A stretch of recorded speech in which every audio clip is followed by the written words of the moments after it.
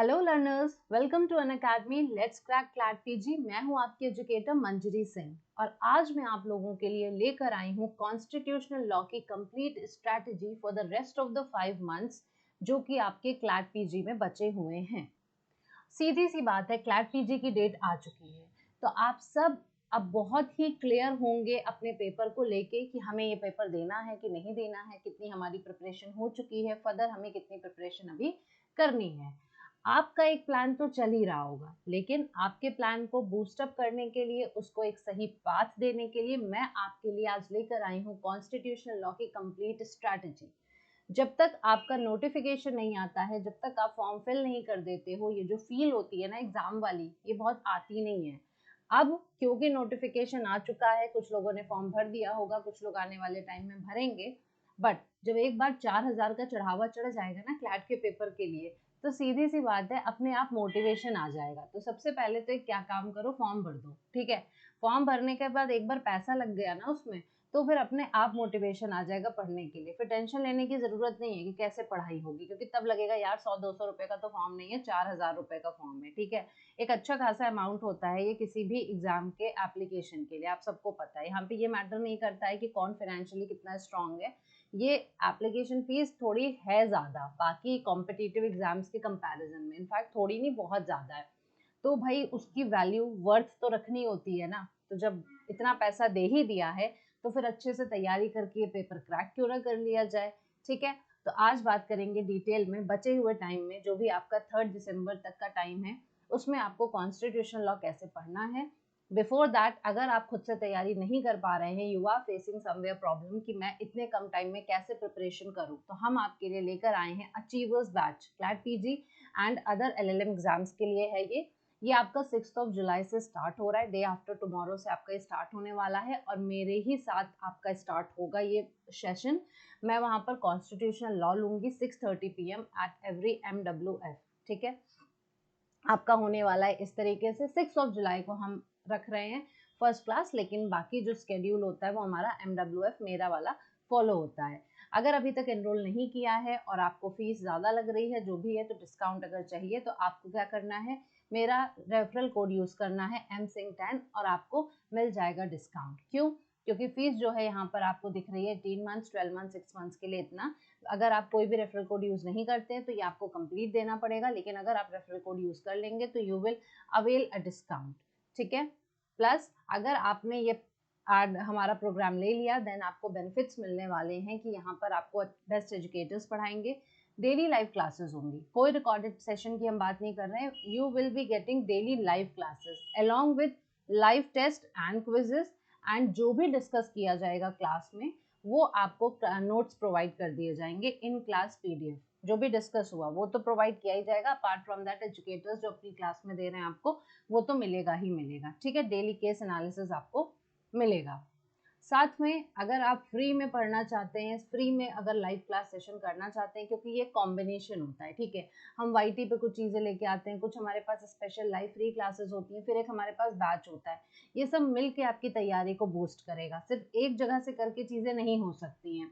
तो आप जब ये तीनों चीज़ों पे बराबर फोकस करेंगे तो आपकी कंप्लीट तैयारी हो पाएगी क्लैट PG के लिए, जो 3 दिसंबर को आप जिसमें अपियर होने वाले हो। ठीक है, यहाँ पर जो स्पेशल लाइव फ्री क्लास है ये मेरी होगी हर ट्यूसडे और थर्सडे को, timing will be same, 6:30 PM रहेगा। यहाँ पर मैं वेरियस अलग अलग जो भी टॉपिक्स हैं, जो कंटेम्प्रेरी इश्यूज हैं, या फिर अगर कोई लैंडमार्क जजमेंट भी है तो उससे रिलेटेड जो भी प्रोविजंस की स्टडी है, मैं टाइम टू टाइम उसको डिस्कस करूंगी। कभी हम MCQs लेके आएंगे, कभी कुछ प्रैक्टिस करेंगे, तो इस तरीके से आपका क्या होगा, एक प्रैक्टिस सेशन या साइड बाय साइड की नॉलेज भी बढ़ती रहेगी। एक तरफ कोर्स तो चल रहा है वो तो ठीक है, लेकिन साइड बाय साइड ये चीजें और क्या करेंगी, आपकी प्रिपरेशन को बूस्ट अप करेगी। ठीक है, तो आपको क्या करना है, सिंपली आपको ये QR कोड स्कैन करना है और आप स्पेशल क्लास की जगह पर पहुंच जाएंगे, जहां पर आप हमारे सारे लेक्चर्स देख सकते हो। ठीक है, अगर टेलीग्राम ग्रुप अभी तक ज्वाइन नहीं किया है तो इस QR कोड को फटाफट स्कैन करो और ज्वाइन कर लो टेलीग्राम ग्रुप, जिससे कि सारी अपडेट्स मिलती रहें related to LLM exams, related to हमारे यहाँ के courses and related to special live classes. अब हम आते हैं इस बात पर कि भाई जब हम कह रहे हैं कॉन्स्टिट्यूशनल लॉ की तैयारी कैसे करें, तो सबसे पहले जो फोरमोस्ट चीज़ है जो हमारे लिए जानना ज़रूरी है वो ये है कि आखिर क्या वेटेज होता है कॉन्स्टिट्यूशनल लॉ का क्लैट पीजी के एग्जाम में, ठीक है। When we talk about CLAT PG का एग्जाम, तो आप सबको पता है कि इसमें आते हैं 120 क्वेश्चन, ठीक है।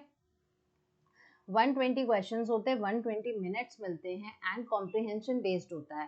पैसेजेस होते हैं एंड देन पैसेजेस के बाद आपको क्वेश्चंस पूछे जाते हैं। So what is important is यहाँ पर ये समझना है कि एक लॉ तो पूछा नहीं जा रहा है, बहुत सारे लॉज पूछे जा रहे हैं। ऑलरेडी प्रीवियस वीडियो में मैंने अभी डिस्कस किया, ऑफिशियल नोटिफिकेशन को जो मैंने डिस्कस किया, तो वहाँ पे मैंने आपको मेजर और माइनर लॉज के बारे में भी बताया कि आपको किस पे कितना फोकस करना है।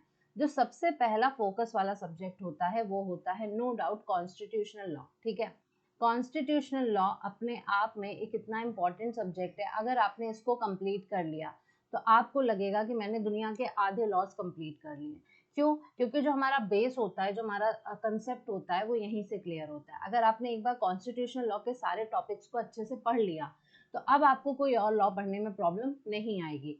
आपको एक बेटर अंडरस्टैंडिंग मिल जाती है बाकी सारे लॉज पढ़ने के लिए, क्योंकि हर एक लॉ हमें लॉ स्कूल में नहीं पढ़ाया जाता है, हमें वहाँ पर कुछ ही लॉज पढ़ाए जाते हैं। बट हम क्या करते हैं, एक बार क्योंकि हम सारे कोर लॉज पढ़ चुके होते हैं तो हमारे लिए इजी हो जाता है फर्दर कोई भी और लॉ को पढ़ना।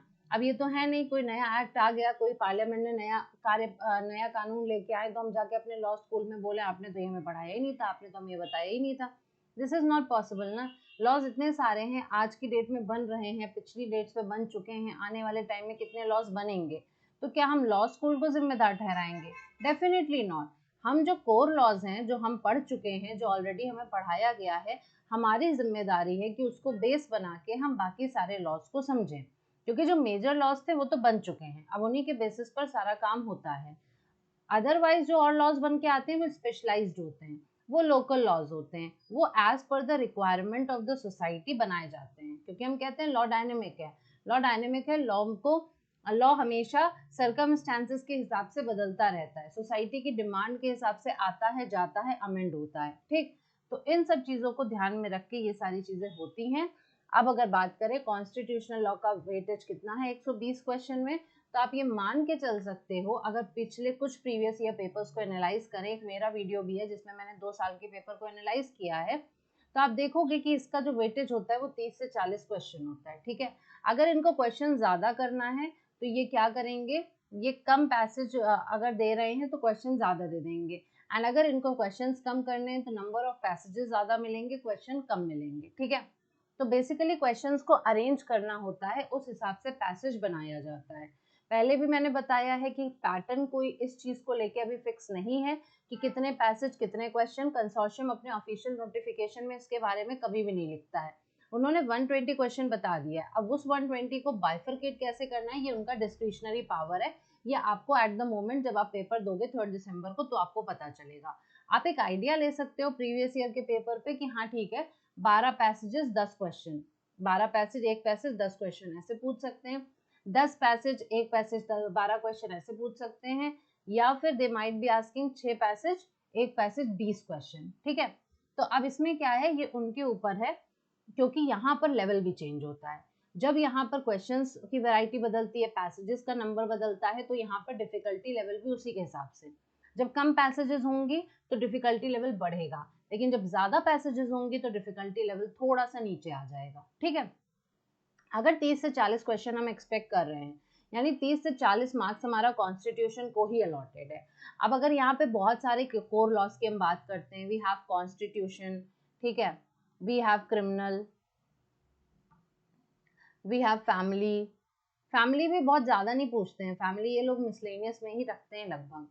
कॉन्ट्रैक्ट हो गया, टॉर्ट्स हो गया, main is jurisprudence, and then comes PIL, ठीक है। ये कुछ हैं जो ये पूछे ही जाते हैं, ये आपसे एक्सपेक्ट किया ही जाएगा, ठीक है, कि आपको पढ़ना, आपको आता हो, आपने पढ़ रखा है, ये तो है ही। लेकिन इन सब में कॉन्स्टिट्यूशन का मुकाबला कोई नहीं कर रहा है। आप जब देखोगे, जब सारे लॉज देखोगे, इन्वायरमेंट से भी पूछे जाते हैं, कंपनी से भी पूछा जाता है, सब कुछ, लेकिन कॉन्स्टिट्यूशन ज्यादा दिखता है। अच्छा, एक रीजन और है, सिर्फ कॉन्स्टिट्यूशन को डेडिकेटेड हो ऐसा जरूरी नहीं है, ठीक है। मैंने यहाँ पे लिखा है कॉम्बिनेशन विद अदर लॉज, ऐसा जरूरी नहीं है कि वो सिर्फ कॉन्स्टिट्यूशन पे पूछे। हो सकता है कि कोई आपका पैसेज हो जो कंप्लीटली डेडिकेटेड हो कॉन्स्टिट्यूशनल लॉ को, ठीक। For example if they are asking for, ऐसा हो सकता है आर्टिकल 21 से ही रिलेटेड कुछ पूछ लिया, ठीक, but they can also do क्या, इन्वायरमेंट और आर्टिकल 21 को कनेक्ट कर दिया, क्योंकि आपको मालूम है कि राइट टू इन्वायरमेंट आर्टिकल 21 में माना गया है, ठीक। तो मे बी उन्होंने क्या किया, इन्वायरमेंट को आर्टिकल 21 से कनेक्ट कर दिया, तो अब यहाँ पर इन्वायरमेंट का भी वो क्वेश्चन हो गया, वो कॉन्स्टिट्यूशन का भी हो गया। तो कोई रिस्ट्रिक्शन नहीं है कि कंप्लीट होना चाहिए, सिर्फ बिल्कुल एक ही लॉ के बारे में एक पैसेज होना चाहिए। They give numerous laws in one passage. Last time का पेपर देखोगे आपको दिखेगा, इन्होंने लैंड लॉ को मिक्स कर दिया, इन्होंने टैक्स और कॉन्ट्रैक्ट को मिक्स कर दिया है। तो ये करेंगे, ये शफल करेंगे, because they want to know कि आपकी क्लैरिटी कितनी है लॉज के ऊपर, what is your basic understanding regarding the laws, आप कैसे इंटरकनेक्ट करके चीजों को समझ पाते हो, ये उनका मेन टारगेट है, ये समझना है उनको, ठीक है। एंड फॉर दैट सेक वो ऐसा करेंगे, बिकॉज आप पीजी के लिए जा रहे हो एंट्रेंस देने, आप एलएलबी के लिए नहीं आए हो, आप ऑलरेडी लॉज पढ़ के आए हो, तो स्ट्रेट फॉरवर्ड तो लॉ पढ़ाना लॉ स्कूल्स का काम है। आपने अपनी तरफ से क्या इनकॉर्पोरेट किया, वो ये बताता है। जब आप मिक्स एप्लीकेशन लॉस का समझ पाते हो, जब आप इंटरलिंकिंग को समझ पाते हो, जब आपको पता है कि हाँ आईपीसी में अगर मैं कोई ऑफेंस पढ़ रहा हूँ तो मुझे मालूम है इसका प्रोसीजर सीआरपीसी में यहाँ दे रखा है, इतनी पनिशमेंट जो फर्स्ट शेड्यूल में सीआरपीसी के दे रखी है, एंड फिर मुझे एविडेंस अगर चाहिए तो मुझे जाके एविडेंस एक्ट में देखना पड़ेगा रेलेवेंट फैक्ट जो 5 से 55 में बनते हैं वो है कि नहीं है, फिर और further procedure, cross examination, examination in chief, ये सब एविडेंस से मैं रिलेट कर पा रही हूँ कि नहीं कर पा रही हूँ, आप समझ रहे होंगे। मैं ये कह रही हूँ आपको ये इंटरलिंकिंग पता होनी चाहिए, आपको रास्ता पता होना चाहिए, आपको कोई दिखाएगा नहीं वहां पे बैठ के एग्जाम टाइम में, ठीक है। तो ये आप ध्यान रखें, जब भी आप कोई टॉपिक पढ़ रहे हैं तो आपको याद रखना है इसको कहाँ से कनेक्ट किया जा रहा है। यही रीजन है कि कॉन्स्टिट्यूशन का वेटेज सबसे ज्यादा हो जाता है, क्योंकि वो हो सकता है कि प्योर कॉन्स्टिट्यूशन बेस्ड पैसेज दो, एक या दो हो, ठीक, लेकिन समवेयर कहीं और कोई सब्जेक्ट से पूछा जा रहा है तो वहां कुछ ना कुछ तो आ ही जाएगा कॉन्स्टिट्यूशन का, क्योंकि कॉन्स्टिट्यूशन एक बेस है सारे लॉज का। तो आप उसको कहाँ तक अवॉइड करोगे, मैंने क्या कहा, अगर आपने ये सब्जेक्ट पढ़ लिया तो आपने मैक्सिमम आधे से ज्यादा लॉज समझ लिए, क्योंकि ये बेस है। बेस क्लियर हो जाता है तो हम क्या कहते हैं, छोटे पे क्या कहते थे, अगर मैथ्स का बेस क्लियर है, अगर इसको अच्छे से आता है, बेसिक्स मैथ्स के पता है, तो फिर उसको टफ क्वेश्चंस करने में प्रॉब्लम नहीं होगी। सेम चीज है, अगर कॉन्स्टिट्यूशन क्लियर है तो बाकी लॉस को समझने में कोई भी प्रॉब्लम नहीं होगी, ठीक है। तो 30-40 क्वेश्चंस के हिसाब से अगर मैं समझूं तो 3 से 4 पैसेजेस पूछे जाने चाहिए, एंड देन ट्रेडिशनल सिर्फ नहीं होता है, सिर्फ कंटेम्प्रेरी नहीं होता है, ये दोनों मिक्सचर होता है। ट्रेडिशनल में क्या है कि वो लैंडमार्क जजमेंट्स को पूछेंगे, वो आपका कोई भी आर्टिकल बेस्ड कोई भी एक्सट्रैक्ट निकाल के दे देंगे, एंड देन वो आपसे पूछ सकते हैं फर्दर क्वेश्चंस जो हैं उसमें कोई भी लैंडमार्क जजमेंट से रिलेटेड इंटरप्रिटेशन, या फिर क्या हो गया कंटेम्प्रेरी इशू क्या चल रहा है, ठीक है। यूसीसी मैं अभी लेटेस्ट आपको बता देती हूँ, या आप तो प्रिपेयर करके जाओ ही जाओ, मैं फर्दर इस पे वीडियो लेके आऊंगी यूसीसी का, उसको जरूर देखना, उसमें कंप्लीट में डिस्कस करूंगी अबाउट यूसीसी, ठीक है। अब यूसीसी क्या, यूसीसी का कॉन्सेप्ट आपको पता होना चाहिए, आपको पता होना चाहिए। देखो अगर मैं बात करूं यूसीसी की तो वो इस तरीके से करेंगे क्या, कि आपको मालूम होना चाहिए कि आर्टिकल 44 जो डीपीएसपी है वो यूसीसी से डील करता है, ठीक। फिर कौन कौन से केस लॉज थे जो जिन्होंने बात करी कि यूसीसी आना चाहिए और नहीं आया, ठीक। फिर जैसे गोवा में यूसीसी फॉलो होता है, तो जो स्टेट में फॉलो हो रहा है तो वो किस बेसिस पर हो रहा है, क्या प्रोसीजर है उनका। फिर फर्दर अभी जो कमीशन बैठी तो कमीशन के रिकमेंडेशन क्या आने वाले हैं, ठीक है। अगर आज आपके पेपर तक तो आ ही जाएंगे, आपके पेपर तक तो लॉ बन के तैयार होने वाला है, ठीक है, बिल तो आ ही जाएगा। तो अगर उस टाइम पे आपको ये मालूम होना चाहिए क्या रिकमेंडेशंस कमीशन के थे, लोगों की क्या राय थी, क्योंकि अभी हाल ही में पब्लिक ओपिनियन भी मांगा गया था इस टॉपिक पे, आपको वो पता होना चाहिए। देन फिर एक्ट अगर एक बार बन जाता है तो आप फिर पढ़ोगे ही पढ़ोगे। तो यहाँ पर आपके पुराने ट्रेडिशनल केस लॉज भी इंपॉर्टेंट है, देन अगर एक्ट बन के आ जाता है तो वो भी इंपॉर्टेंट हो जाएगा। तो वो इस तरीके से आपसे पूछेंगे मिला जुला के। अगर उन्होंने पैसेज ट्रेडिशनल दे दिया इसका मतलब ये नहीं है कि वो आपसे क्वेश्चन सिर्फ ट्रेडिशनल पूछेंगे, they might be asking you the questions related to contemporary issues. अगर उन्होंने कोई रीसेंट कंटेम्प्रेरी इशू दे दिया तो they might be asking, they might be, क्या इनफैक्ट पूछना ही पड़ेगा, क्योंकि 10-12 क्वेश्चन आप कहाँ से बनाओगे, ठीक है। सिर्फ आप उस केस से तो नहीं पूछ सकते ना, तो आप फैक्चुअल चीजें कहीं ना कहीं पूछोगे कि हाँ भाई ये जो आपने केस आप देख पा रहे हैं इस एक्सट्रैक्ट में, ये किस आर्टिकल से रिलेटेड है, किस सेक्शन से रिलेटेड है, कौन सा टॉपिक है, क्या इसमें ग्रांट लिया था कोर्ट में, ये सारी चीजें आपको पता होनी चाहिए। इस तरीके से ये वर्क करेगा आपका कॉन्स्टिट्यूशनल लॉ। तो पहले क्योंकि आपको ये मालूम होना चाहिए कि पेपर में पूछा क्या जाता है, आपको आई होप क्लियर हो गया होगा कि पेपर में क्या पूछा जाता है और किस हिसाब से इसको आपको कवर करना है। क्योंकि आपके पास बचे हैं 5 महीने, ठीक है, तो आपका पहला जो काम है वो है इस पूरे सिलेबस को 5 महीने में डिवाइड करना। कॉन्स्टिट्यूशन के पूरे सिलेबस की मैं बात कर रही हूँ, आज मैं वीडियो कॉन्स्टिट्यूशनल लॉ स्ट्रैटेजी बता रही हूँ, ठीक। कॉन्स्टिट्यूशन को कैसे हैंडल करना है, we are talking about this today. आपको 5 महीने में इस पूरे कॉन्स्टिट्यूशन लॉ को डिवाइड करना है। कैसे? सबसे पहले तो आपको देखना है, कवर करना है मेजर टॉपिक जो प्रीवियसली पूछे जा चुके हैं सब पहले, ठीक है। आपको कोई एक एक चैप्टर उठा के रटना नहीं शुरू करना है।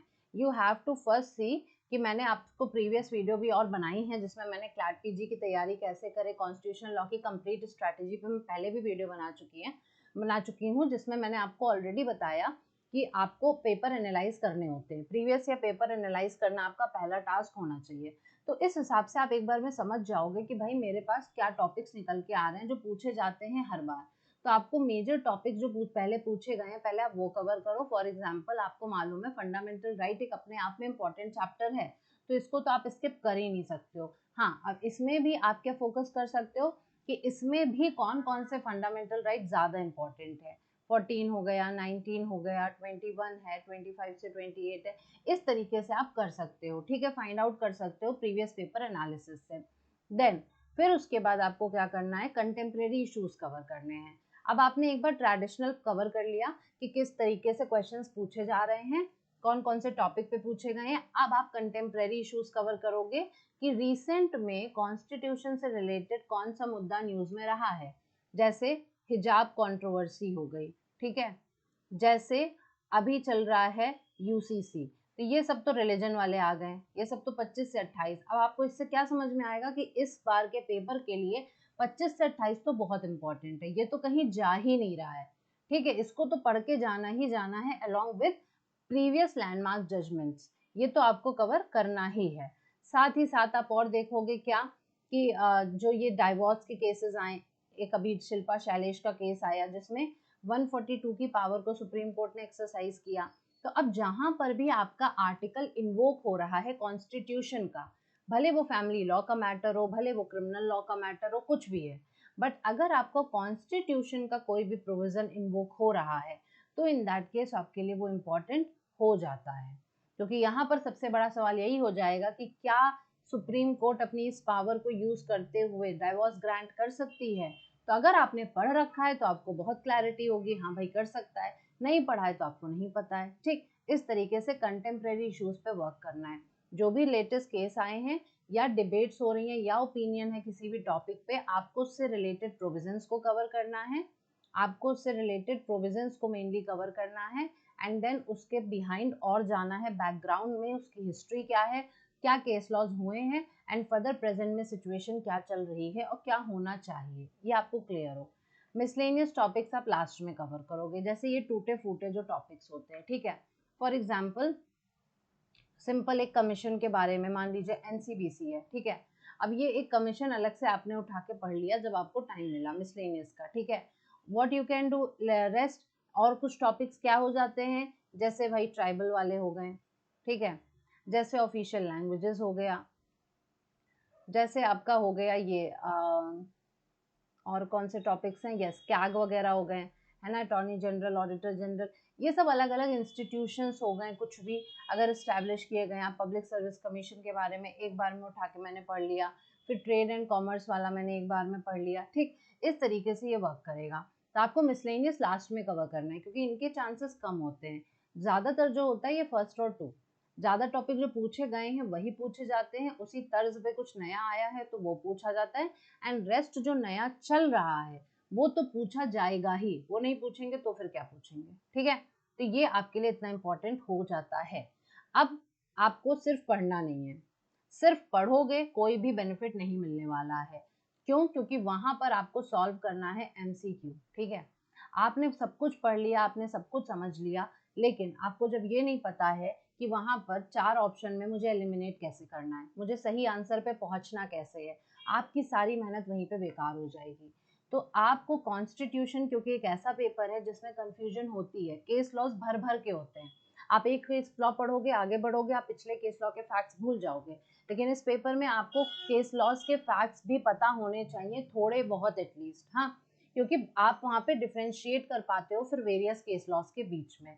तो आपको प्रीवियस ईयर पेपर्स तो जरूर प्रैक्टिस करने हैं। अब इसमें के लिए क्या करना है? क्या मैम 2 महीने 3 महीने कर लें? नहीं, देखो सबसे पहले तो आपने जो ये सिलेबस कवर किया है, ये सिलेबस आप पूरे टाइम कवर नहीं करने वाले हो। 5 महीने हैं, 5 महीने में 3 महीने में ये अपना कॉन्स्टिट्यूशन खत्म कर दो। मैं सिर्फ ये पढ़ने को नहीं बोल रही हूँ, क्योंकि आज का वीडियो इस कॉन्स्टिट्यूशनल लॉ के बारे में, तो मैं सिर्फ इस सब्जेक्ट के बारे में बात कर रही हूँ। रेस्ट आप सब्जेक्ट साथ में पढ़ते रहोगे। मैं ये नहीं कह रही हूँ सब कुछ छोड़ के सिर्फ ये कर लो, समझ रहे हो? 40-50 नंबर लाके तो नहीं सिलेक्शन होगा ना, इसका वेटेज ज्यादा है। और क्योंकि इस सब्जेक्ट को पढ़ना जरूरी है, जब इसको समझ लोगे तो काफी चीजें आसान हो जाएंगी, इसलिए बोल रही हूँ। 5 महीने में 3 महीने में ये सिलेबस कवर करना है आपको, ये आप समझ लीजिए। 5 महीने में 3 महीने, ठीक। बचे 2 महीने क्या करने हैं मैं बताऊंगी अभी। पीवाईपीज, प्रीवियस ईयर पेपर्स, क्या मैम 1 महीने लगा के छोड़ देना है, या लास्ट 1 महीने में लगाना है, या लास्ट 2 महीने में लगाना है? Definitely not. You have to practice this throughout the 5 months. आज से अगर पढ़ने बैठ रहे हैं तो आज ही से ये पेपर लेके बैठेंगे और सॉल्व करेंगे।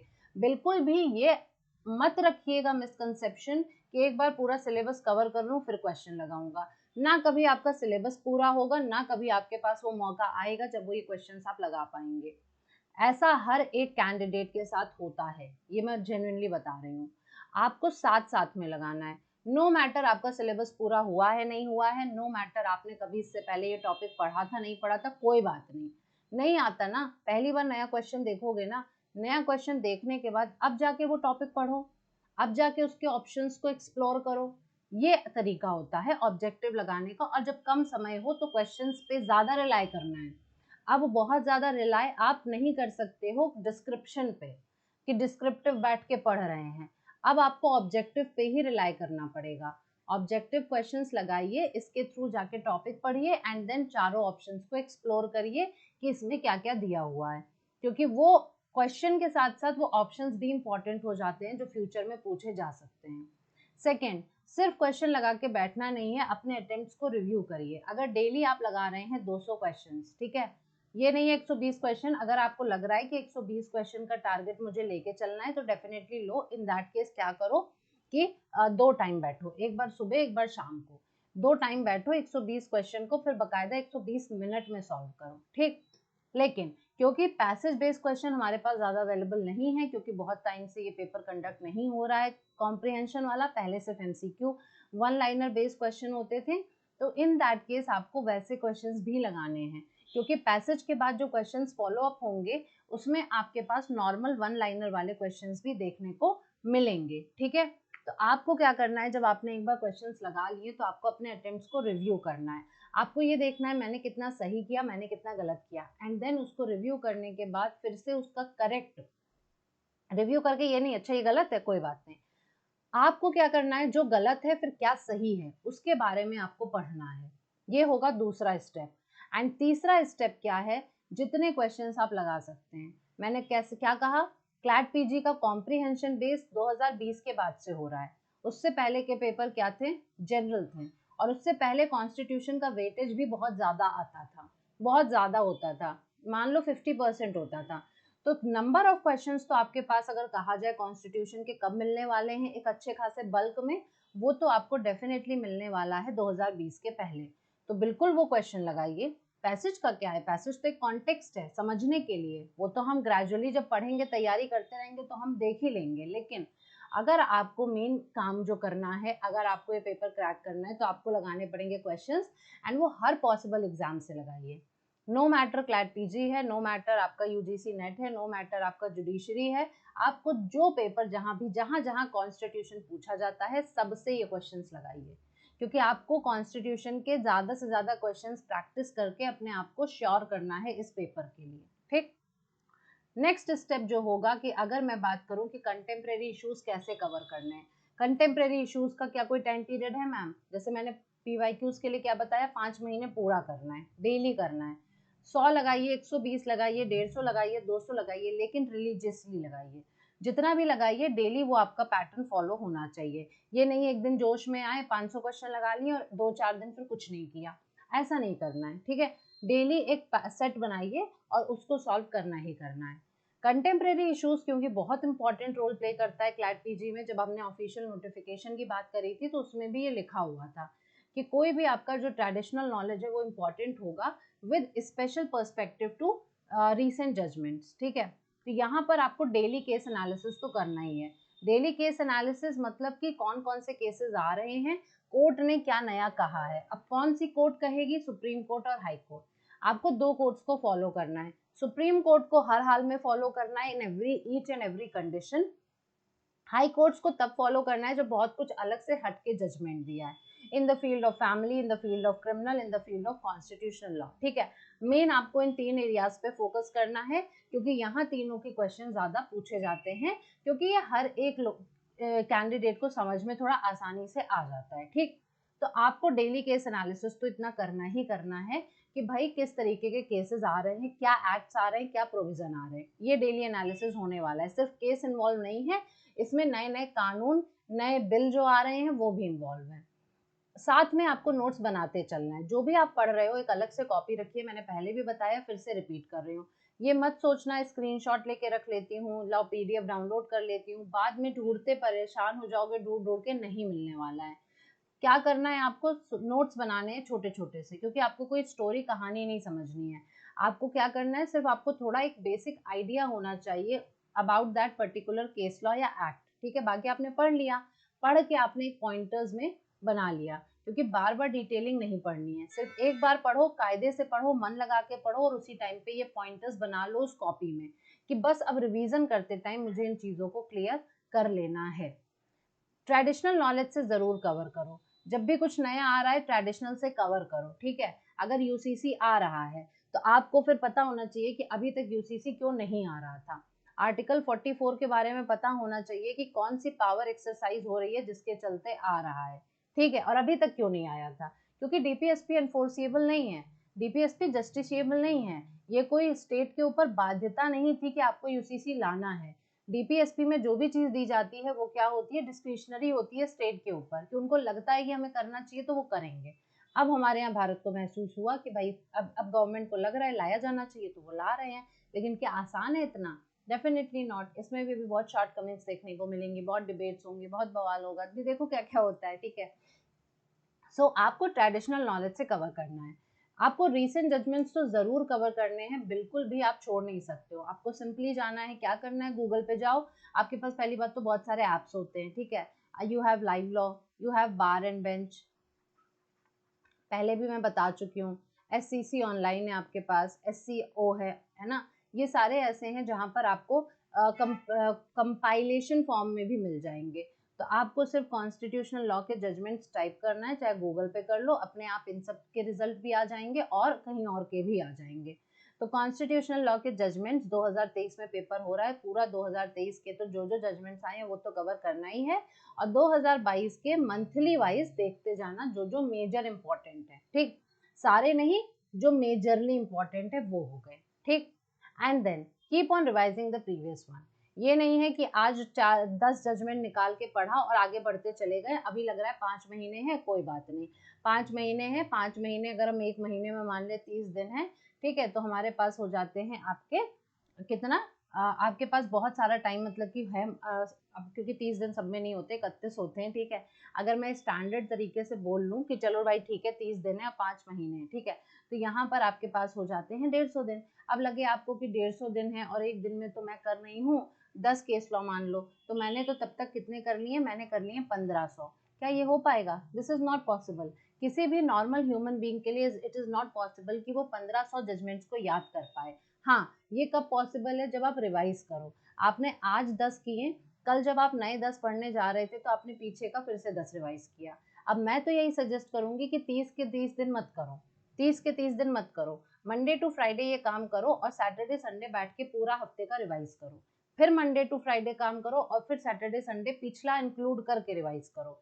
ये नहीं कि एक हफ्ते का रिवाइज किया, पीछे का भी इंक्लूड करो। और जितनी बार रिवीजन बढ़ता जाएगा उतनी बार वो टाइम कम होता जाएगा पीछे रिवीजन का, ठीक है। नई चीज जब रिवाइज करते हैं ज्यादा टाइम लगता है, जब मल्टीपल टाइम हो जाता है तो वो चीजें दिमाग में जहन में बैठ जाती है और अच्छे से याद हो जाती है, ठीक। अगर डेली केस एनालिसिस की हम बात कर ही रहे हैं, जब हम कंटेम्प्रेरी इश्यूज की बात कर ही रहे हैं, तो यूट्यूब चैनल पे हम आपके लिए लेके आए हैं डेली केस लॉ एनालिसिस, जिसमें हम ऑलरेडी 8 वीडियोस लेके आ चुके हैं, 8-9, ठीक है। आपको क्या करना है, you have to just go on the Unacademy का चैनल, जहां पर आपके पास लेट्स क्रैक क्लैट पीजी है, ठीक है। आपको सिंपली वहां पर जाना है एंड आपको सब्सक्राइब करना है पहली बात तो, एंड देन आपके पास नोटिफिकेशन आती रहेगी इन केस लॉस की। यहाँ पर मैं वही चीज डिस्कस करती हूँ जैसा मैं आपको बता रही हूँ।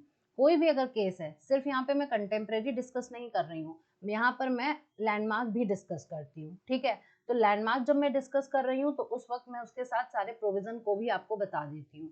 जब मैं कंटेम्प्रेरी डिस्कस कर रही हूँ तो वहां पर मैं पुराने प्रोविजंस को अटैच करके पुराना अगर कोई केस लॉ आया है तो मैं वो भी बता देती हूँ, ठीक। तो जितनी चीज रिक्वायर्ड होती है मैं उस पूरे केस एनालिसिस में आपको क्लियर कर देती हूँ। तो आपको इसी तरीके से ये चीज करनी है, जो तरीका मैं अपना रही हूँ। अगर आप ये फॉलो करोगे तो आपका बच जाएगा टाइम, आपको रिसर्च करने का टाइम भी बच जाएगा और प्लस आपको नोट्स भी मिल जाएंगे। अगर मैं जो नोट्स बता रही हूँ इस वीडियो को बताते टाइम, समझाते टाइम, आपको क्या करना है, सिर्फ वीडियो देखनी है, वीडियो से समझ लिया एंड ये क्यूआर कोड आप स्कैन करो, अनअकैडमी पे जाओगे, आराम से आपको फ्री एक्सेस मिलेगा इन नोट्स का। फ्री एक्सेस यूट्यूब पे जो डेली केस लॉ एनालिसिस होता है उसका आपको फ्री मिल जाएगा, ठीक। तो आपको कोई मेहनत भी नहीं करनी है, आपको कहीं पे टाइप भी नहीं करना पड़ा, आपको कॉपी पेस्ट कुछ नहीं करना पड़ा, सीधे सीधे आपने वीडियो देखा, आपके पास नोट्स आ गया, दोनों को मिला के अगर आपको लगता है छोटे मोटे कॉपी में पॉइंटर्स बना लिए, खत्म, फिनिश, इतना काम आपको करना है। ये हो गया मेजर पार्ट जो मैंने बताया। लेकिन क्या कंटेम्प्रेरी से काम चलेगा? जैसा कि मैंने कहा, अगर कंटेम्प्रेरी पे कोई जजमेंट आ रहा है, अगर वो उससे सवाल पूछ रहे हैं तो ट्रेडिशनल नॉलेज भी तो जरूरी है ना। अगर भाई आर्टिकल 21 पे रिसेंट में कुछ कहा गया है तो अगर पूछ लिया आर्टिकल 21 का पहला केस कौन सा था, राइट टू प्राइवेसी पहली बार कहाँ कौन से केस में कहा गया, या पूछ लिया कि अमेंडमेंट के लिए पहली बार कौन सा केस चला था, फिर सीरीज पूछ ली, 4 केस लॉ दे दिए, क्या कि क्रोनोलॉजी में करो, ठीक। शंकरी सज्जन, गोलकनाथ, केशवानंद, कैसे करोगे, नहीं पढ़ा होगा तो नहीं कर पाओगे, ठीक। तो आपको क्या करना है, ट्रेडिशनल को तो सबसे पहली बात 3 महीने में कवर करके खत्म कर दो। 3 महीने में मैंने आपसे क्या कहा, PYQs पूरे 5 महीने चलेंगे, कंटेम्प्रेरी इश्यूज पूरे 5 महीने चलेंगे, रिवीजन चलता रहेगा, कंटेम्प्रेरी का रिवीजन चलता रहेगा। लेकिन यहाँ पे क्या होगा, ये सिलेबस 3 महीने में कवर हो जाएगा, रेस्ट 2 महीने में क्या होगा, रिवीजन होगा, रेस्ट 2 महीने में रिवीजन होगा, ठीक। आर्टिकल्स को पढ़ना है, केस लॉस को रेफर करना है। जब भी आर्टिकल पढ़ रहे हैं आर्टिकल को समझेंगे, उसके पीछे का कॉन्सेप्ट समझेंगे एंड देन केस लॉस पर जाएंगे जो लैंडमार्क जजमेंट्स रहे हैं।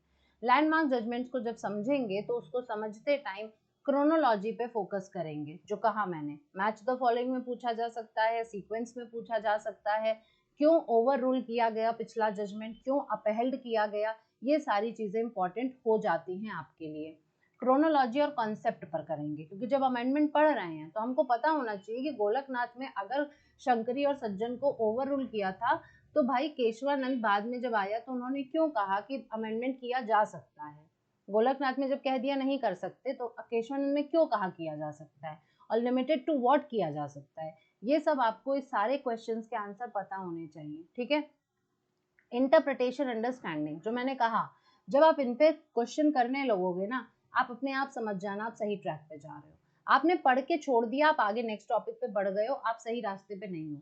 जब तक कि लॉ पढ़ के आपको सवाल ना बने, जब तक आपके दिमाग में क्वेश्चन अराइज ना हो, क्यों, कैसे, किस लिए, तब तक आप लॉ नहीं पढ़ रहे हो, फिर आप लॉ को समझ ही नहीं पा रहे हो, आप लॉ से प्यार ही नहीं कर पाए। आप लॉ से अगर आपको मोहब्बत है, आप लॉ को समझते हो ना, तो आपके दिमाग में क्वेश्चन जरूर आएगा कि अगर कोर्ट ने ये कहा तो किस वजह से कहा होगा, ये हुआ तो फिर किस लिए हुआ, तब के हालात क्या थे, अब के हालात क्या हैं। अगर हम एडल्ट्री की बात करें, ठीक है, तो तब के हालात क्या थे कि इसको क्रिमिनलाइज किया गया था, आज के क्या हालात हैं कि इसको डीक्रिमिनलाइज कर दिया गया, समझ रहे हो। ये सारी चीजें बदलती है। होमोसेक्सुअलिटी को तब किस नज़र से देखते थे कि 377 में क्रिमिनलाइज कर रखा था, आज उसको डीक्रिमिनलाइज कर दिया, क्या सोच के, हालात बदल रहे हैं ना। ये सारी चीज़ें इंपॉर्टेंट है। ये जब इंटरप्रिटेशन आप कर लोगे ना तो समझ लेना आप सही रास्ते पे जा रहे हो एंड आपके लिए हेल्पफुल होगा। भले आप वहाँ कोर्ट एग्जाम हॉल में बैठे हो 3 दिसंबर को, आपको नहीं मालूम है, ये केस आपने कोई नहीं पढ़ा है, लेकिन अगर आपने चीज़ें पढ़ रखी हैं, आपको आपका सिलेबस कंप्लीट है, आपका इंटरप्रिटेशन क्लियर है, तो फिर आप डेफिनेटली सही ऑप्शन तक पहुंच तो पाओगे। अटेम्प्ट तो कर सकते हो, ये तो नहीं होगा ना डब्बा गोल, अरे मैं क्या करूं, क्या मार्क करूं, कुछ समझ में नहीं आ रहा, ये नहीं होगा, ठीक। So basically what you have to do, 3 महीने में अपना सिलेबस कंप्लीट करिए, 2 महीने में रिवीजन करिए, बाकी चीजें थ्रू आउट द 5 मंथ्स करते रहिए and revision is the key to success. मैं ये नहीं कहती कि कोई सिर्फ पूजा पाठ करो, मैं ये नहीं कहती सिर्फ पढ़ते रहो, ये सब कुछ मिला के करो, लेकिन ये चीज के बिना सक्सेस नहीं मिलेगी। अगर ये नहीं किया तो फिर सक्सेस बहुत दूर है। आप आज से पढ़ रहे हो चीजें, अगर रिवाइज नहीं कर रहे हो तो आप 3 दिसंबर को क्लियर नहीं हो पाओगे अपने आंसर के लिए, आप मार्क नहीं कर पाओगे, डेफिनेटली बोल रही हूँ, you will face a problem. तो पढ़ते रहो, रिवाइज करते रहो एंड रिसोर्सेज को लिमिटेड रखना। बहुत ज़्यादा रिसोर्सेज पे भागने की ज़रूरत नहीं है, बहुत कम टाइम है। स्टार्टिंग में डिसाइड कर लो, 2-3 दिन डिसाइड कर लो क्या पढ़ना है, कहाँ से पढ़ना है। जब एक बार रिसोर्सेज इकट्ठा हो गए, देख लो ट्रेडिशनल कहाँ से कवर करना है, कंटेम्प्रेरी कहाँ से कवर करना है, ऑनलाइन कौन से सोर्सेज रखने हैं, PYQs कहाँ कहाँ से सॉल्व करने, एक बार एक जगह इकट्ठा करके रख दिया। अब रोज उसको उठाओ, रोज उसी से पढ़ो, रोज उसी को रिवाइज करो, कॉपी पेन रखो, उसमें नोट करो, नोट्स बनाओ, पॉइंटर्स बनाने, जो करना है करो, लेकिन लिमिटेड। ये नहीं आज एक किताब उठाई, नहीं समझ में आ रहा, कल दूसरी उठा ली, नहीं, पहले समझ लो फिर उसके बाद तैयारी शुरू करो, ठीक है, क्योंकि फिर वहां पे डिस्टरबेंस बहुत हो जाता है।